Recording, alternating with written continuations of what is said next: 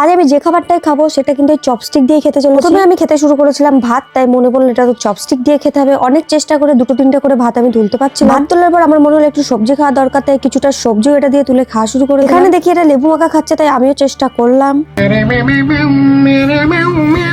কষ্ট করলেই কেষ্ট মেলে, তাই আমারও কষ্টটা মিলেই গেল, কিন্তু লেবুটা খুব টক। লেবু খেয়ে সন্ধ্যাবেলায় আমার একটু কেক খাওয়ার ইচ্ছা হয়েছিল, যেটা আমাকে এখন চপস্টিক দিয়ে খেতে হবে। আমি তো ভেবেছিলাম এটা তুলতে আমার খুব কষ্ট হবে, বাট দেখলাম একবারে হয়ে গেছে। কেক খেতে খেতে আমার মনে হলো যে এত কিছু তো আমি বাড়িতেই করছি, চলো একটু বাইরে যাও। তাই তাড়াতাড়ি করে রেডি সেডি হয়ে আমিও বাড়ি থেকে বেরিয়ে পড়লাম আর চলে আসলাম একটা সুন্দর জায়গায়। সুন্দর জায়গায় ঢুকতে না ঢুকতে আমাদের খেতে দিয়েছিল কুকিজ, যেটা এখন আমাকে চপস্টিক দিয়ে খেতে হবে।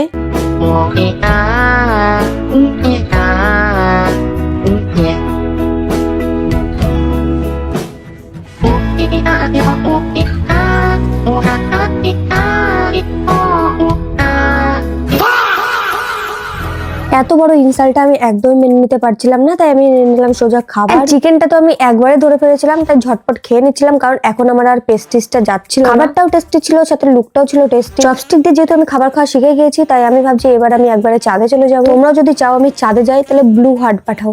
বাই।